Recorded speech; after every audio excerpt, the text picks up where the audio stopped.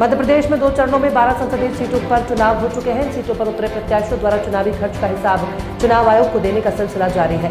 हालांकि छिंदवाड़ा संसदीय सीट से उतरे बीजेपी कांग्रेस प्रत्याशी द्वारा सौंपी गई रिपोर्ट से चुनाव आयोग संतुष्ट नहीं है।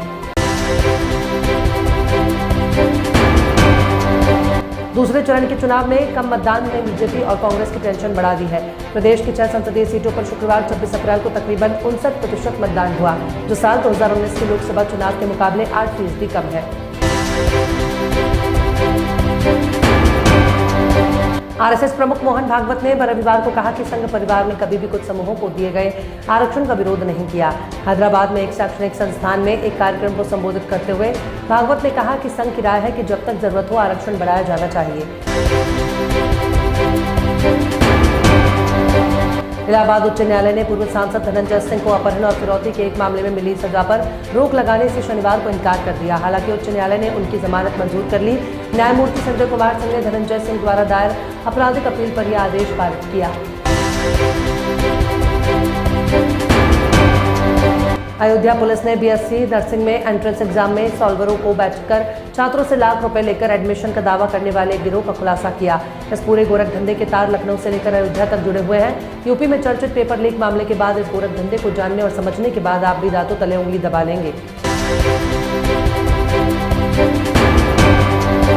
मंत्री ओम प्रकाश राजभर घोसी में अपने बेटे और एनडीए प्रत्याशी अरुण राजभर के लिए चुनाव प्रचार कर रहे थे। इसी दौरान उन्होंने कहा कि घटक दल के लोगों को थाना, ब्लॉक, तहसील और जिले में कोई समस्या हो तो हमें याद करें। इतना सुनते ही वहां उपस्थित लोगों ने मंत्री ओम प्रकाश राजभर की वाहवाही की।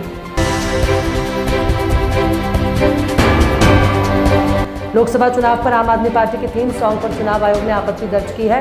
इस पर आप नेता आतिशी ने कहा कि जब बीजेपी ईडी, सीबीआई का इस्तेमाल कर विपक्ष के नेताओं को जेल में डालते हैं तो उससे चुनाव आयोग को आपत्ति नहीं होती, लेकिन अगर हम इसे अपने गाने में लिख दें तो चुनाव आयोग को आपत्ति होती है।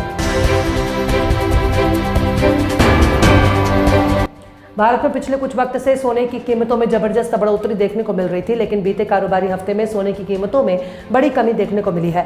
वायदा बाजार यानी MCX पर सोना पिछले 10 दिनों में भीतर ही 2500 रुपए तक सस्ता हो गया। एक्ट्रेस परिणीति चोपड़ा इन दिनों फिल्म चमकीला को लेकर चर्चा में है। इस फिल्म में दिलजीत दोसांझ में लीड रोल में थे। फिल्म OTT प्लेटफॉर्म नेटफ्लिक्स पर रिलीज हुई थी। परिणीति फिल्म की सक्सेस एंजॉय कर रही हैं। IPL 2024 में तूफानी बैटिंग में धमाल मचा रहे राजस्थान रॉयल्स के कप्तान और विकेटकीपर बल्लेबाज संजू सैमसन को लेकर इंग्लैंड के पूर्व दिग्गज केविन पीटरसन ने बड़ा दावा किया। पीटरसन ने स्टार स्पोर्ट्स पर कहा कि अगर मैं सेलेक्टर होता तो संजू सैमसन को जरूर चुनता।